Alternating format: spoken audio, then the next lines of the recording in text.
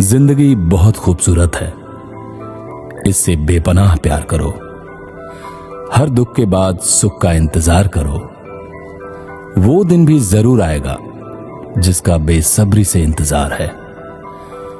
ऊपर वाले पर भरोसा और सही वक्त का इंतजार करो। नमस्कार आप सभी लोगों को। आज मैं पुनः उपस्थित हूं एक नई कहानी के साथ। ये कहानी है एक ऐसे शख्स की जिसका गरीबी से बहुत ही गहरा नाता है।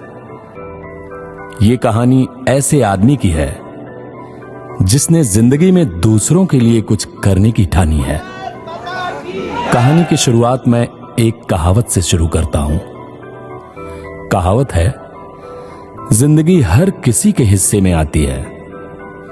कोई जीता है खुद के लिए तो कोई दूसरों के लिए। खुद पर जीने वालों का अस्तित्व मिट जाता है, परमार्थ पर मरने वाला अमर हो जाता है। उत्तर प्रदेश संभावनाओं का प्रदेश है। न कोई अपने आकार के कारण बल्कि ऐतिहासिक कारणों में भी भारतीय संघ में सर्वोच्च रहा है।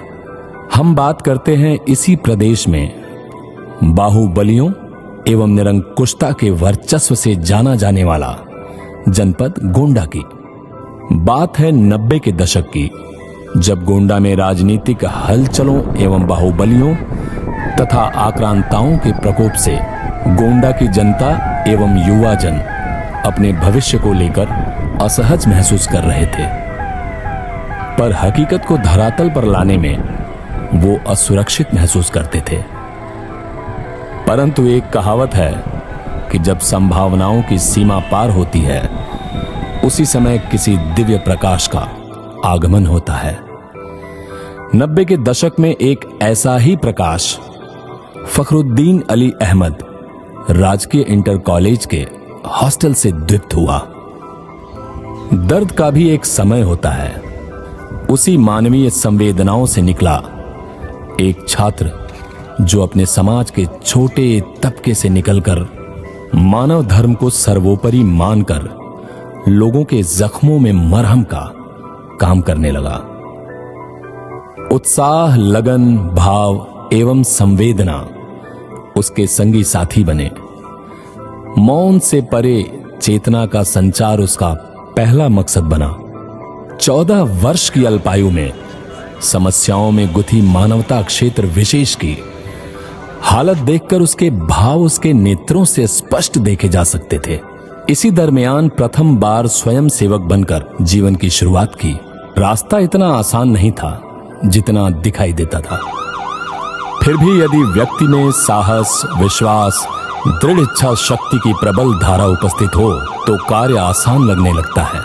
बालक का मानना था कि इससे कोई फर्क नहीं पड़ता कि आपकी उम्र क्या है, बल्कि फर्क इससे पड़ता है कि आप किस उम्र की सोच रखते हैं। शुरुआती दिनों में हॉस्टल में रहकर सामाजिक कार्य को अपनी दैनिक गतिविधि समझकर लोगों की समस्याओं में भाग लेना तथा उनका हर संभव निस्तारण करवाना और लाल बहादुर शास्त्री महाविद्यालय में पढ़ने वाले छात्रों को अपने हॉस्टल में पनाह देना और उनकी हर संभव मदद करना अपनी नैतिक जिम्मेदारी समझा।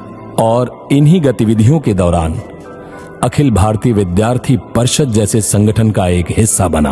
अखिल भारतीय विद्यार्थी परिषद में रहते हुए लाल बहादुर शास्त्री महाविद्यालय में अनेक राजनीतिक महारथियों के बीच रहकर छात्र राजनीति सक्रियता दिखाने जैसे एक अनूठी कला तथा अपनी स्वच्छ एवं निष्पक्ष विवेक शैली के कारण एक छोटा सा कार्यकर्ता जिले से राज्य, राज्य से कमिश्नरी स्तर के नेतृत्व के लिए राष्ट्रीय स्वयं सेवक संघ के साथ कार्य करने की दिशा निर्धारित करने लगा। और अपनी साफ, स्वच्छ, कुशल प्रणाली के कारण कमिश्नरी स्तर पर कार्य करते हुए जब राष्ट्रीय स्वयं सेवक संघ के उच्च एवं आला अधिकारी की नजर उस प्रकाश रूप दिव्य पर पड़ती है तो उसके कार्य प्रणाली को विस्तारण देने के लिए ऐसे ऊर्जावान कार्यकर्ता को प्रदेश स्तर नेतृत्व में भारतीय जनता पार्टी युवा मोर्चा में कार्य करने का अवसर प्रदान किया गया और इसी व्यवहारात्मक रवैये के कारण राष्ट्रीय नेतृत्व में स्टडी सर्किल जैसे युवा मोर्चा के प्रमुख कार्यों पर कार्यरत रहकर कार्य करने का मौका मिलता है। और एक ऐसा भी दौर आया जब लोग अपनों से दूर भागने लगे और अपने अपने घरों में बैठ गए। अब आप समझ ही गए होंगे कि हम किस दौर की बात कर रहे हैं। दौर था कोरोना काल जैसी वैश्विक महामारी से परेशान लोग अपनों के पास आने से झिझकते थे। उसी समय वह व्यक्ति किसी तेज पुंज की भांति जीवन में दुखी लाचार शहर में रहने वालों की घर वापसी जैसे कार्यों को टोली बनाकर अपनी अनिवार्य उपस्थिति से जीवन को खतरे में डालकर सभी नेक काम कर रहे थे।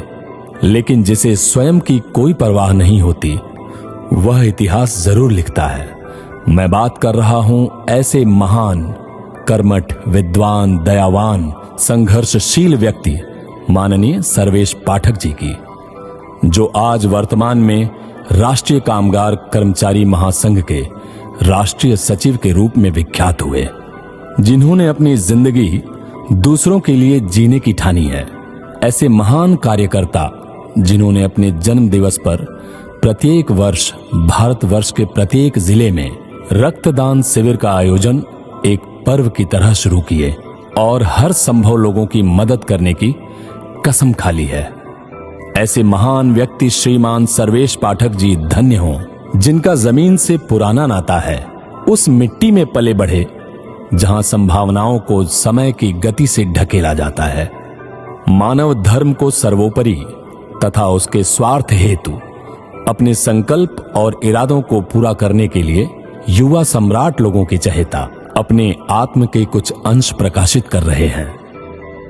दोस्तों, अब मैं आप सबसे विदा मांगते हुए अपनी वाणी को विराम देता हूं। धन्यवाद। जय हिंद, जय भारत।